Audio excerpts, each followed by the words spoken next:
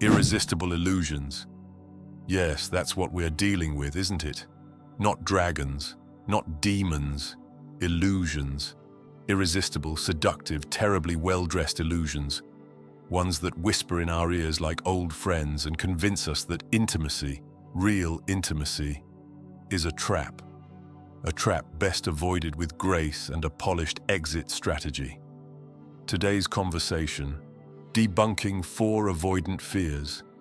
Intimacy without responsibility is about seeing through those illusions. Not with contempt, mind you, but with the kind of patient amusement you might reserve for a child insisting the moon is made of cheese. Let's have a proper look, shall we?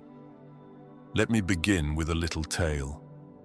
A gentleman I knew once said to me over a rather tense chess game, "You know, the kind where the silence is louder than the conversation. Tony," he said, "I prefer being alone because people always end up wanting more than I'm willing to give." And he said this with all the weariness of a man who believed the world had taken too much from him already. I raised an eyebrow. "Well," I said, "it sounds like you've mistaken being wanted for being invaded.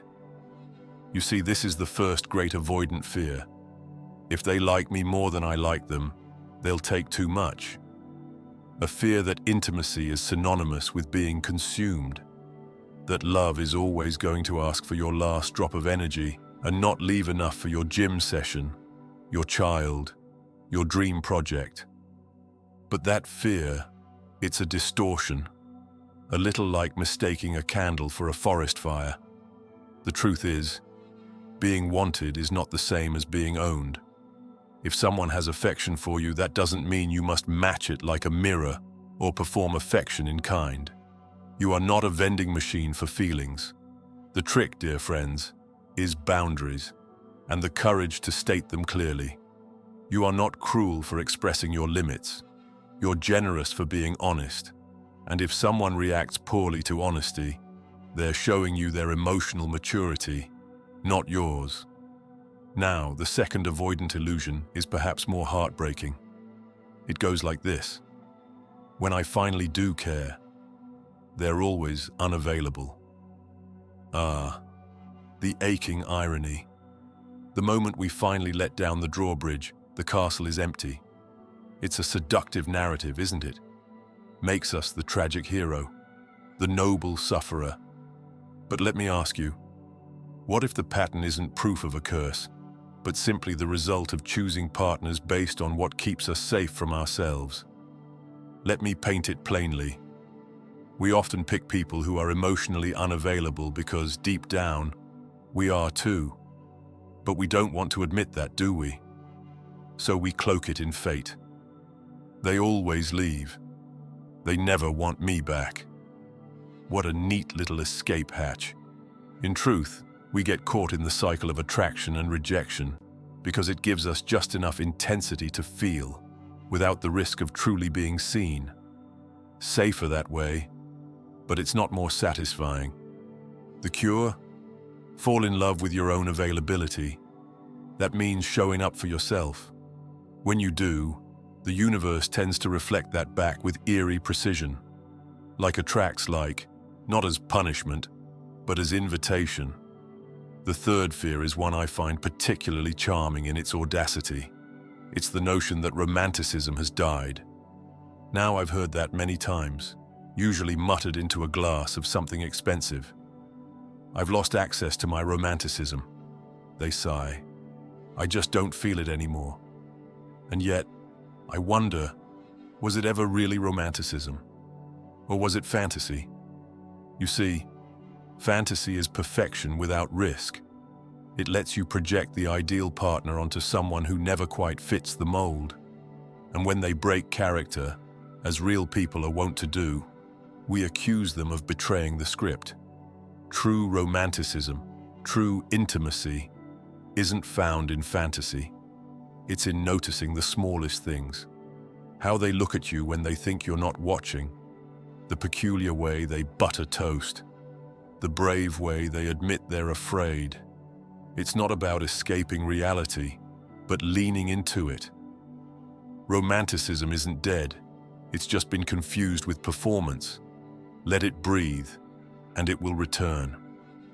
Now, the fourth and most pernicious avoidant fear. A relationship will only take away from my life. It won't add anything. This is a fear built on a pedestal of competence. I've built a life I love. I don't need anyone messing it up. Admirable, sensible, and limiting. Imagine this. You're an architect. You've built a magnificent house, strong, smart, with a view. But you've locked every door and window because storms might come. And yes, they might. But so might fresh air. Laughter, music. You can be strong and let someone in.